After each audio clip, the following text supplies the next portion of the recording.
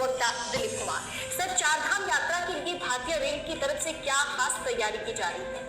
देश के प्रसिद्ध धार्मिक स्थलों और पर्यटन स्थलों को जोड़ने के लिए भारतीय रेल द्वारा भारत गौरव डीलक्स एसी ट्रेनों का परिचालन किया जाता है और इसी तरह का एक भारत गौरव डीलक्स एसी ट्रेन हम लोगों ने चार धाम को जोड़ने के लिए किया है। सनातन परंपरा में जो चार धाम है देश के, वह बद्रीनाथ, पुरी, रामेश्वरम और द्वारका माने गए हैं और इन्हीं चारों धामों को आपस में जोड़ने के लिए हम लोगों ने इस चार धाम यात्रा को चलाने का फैसला लिया है। इसके तहत कुल 8,425 किलोमीटर की दूरी जो है वह तय की जाएगी। 27 मई 2025 को यह यात्रा दिल्ली के सफदरजंग स्टेशन से प्रारंभ होगी और 17 दिनों में ये पूरी चार धाम की यात्रा जो है वह संपन्न होगी। यह यात्रा जो है सबसे पहले दिल्ली से बद्रीनाथ के लिए जाएगी और बद्रीनाथ में जब हम जाएंगे तो वहाँ पर बद्रीनाथ मंदिर के अलावा चीन की सीमा पर स्थित माना गांव भी जाएंगे और साथ ही नरसिंह मंदिर का दर्शन कराया जाएगा। जोशी मठ भी जाएंगे जहाँ पर कि बाबा बद्रीनाथ रहते हैं सर्दियों के मौसम में, और फिर ऋषिकेश के लिए भी हम लोगों ने व्यवस्था की है। इस तरह से बद्रीनाथ के आसपास के कई पर्यटन स्थलों को इस योजना के तहत कवर किया जाएगा और उसके बाद जो है ट्रेन काशी विश्वनाथ मंदिर होते हुए यानी कि वाराणसी में लोगों को काशी विश्वनाथ बाबा का दर्शन कराते हुए पुरी को जाएगी, जहाँ पर कि हम लोग जो जगन्नाथ मंदिर है पुरी का ऐतिहासिक, वहाँ पर सभी यात्रियों को ले जाएंगे।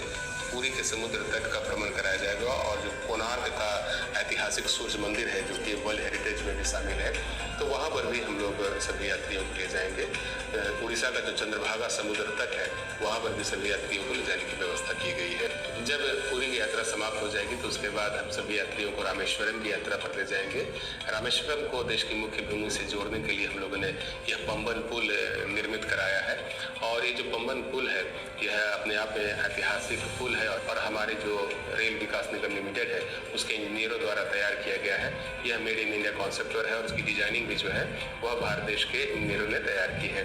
तो इसी पाम्बन पुल से होते हुए यह जो भारत गौरव ट्रेन है वह रामेश्वरम को जाएगी, जहाँ पर कि रामनाथ स्वामी जी के दर्शन कराने के साथ साथ हम लोग धनुषकोडी की यात्रा भी करेंगे।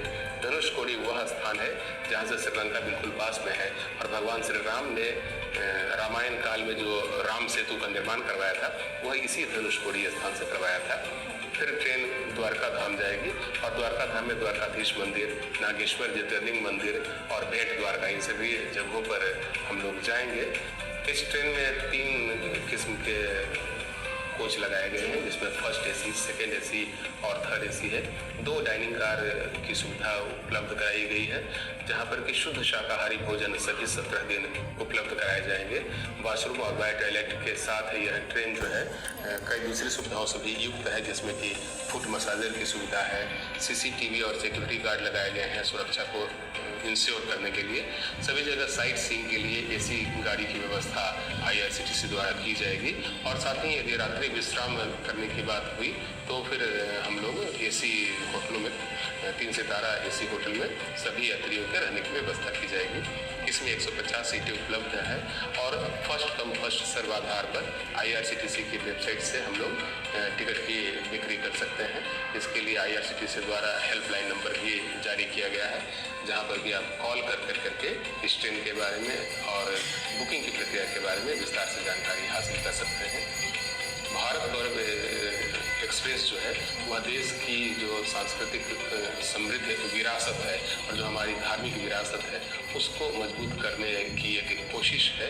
हम भारत एक भाव से जुड़े हुए रहते हैं और कश्मीर से लेकर कन्याकुमारी तक और इधर कच्छ से या फिर द्वारका से लेकर करके असम और अरुणाचल प्रदेश तक पूरा देश एकता के सूत्र में बंधा हुआ है और एकता के इस सूत्र को मजबूती प्रदान करने में भारतीय रेल की अहम भूमिका है, क्योंकि हम न सिर्फ ट्रांसपोर्टेशन का एक सशक्त माध्यम है बल्कि देश की एकता की कड़ी को मजबूत करने वाली एक इकाई भी है। तो इस प्रकार की जो ट्रेनें हम लोग चलाते हैं उससे न सिर्फ भारत यात्रियों के मन में भारत के गौरव की भावना समाहित होती है बल्कि इससे देश की एकता को भी मजबूती मिलती है। सब तमाम जानकारी साझा करने के लिए हमारे साथ बहुत बहुत शुक्रिया आपका।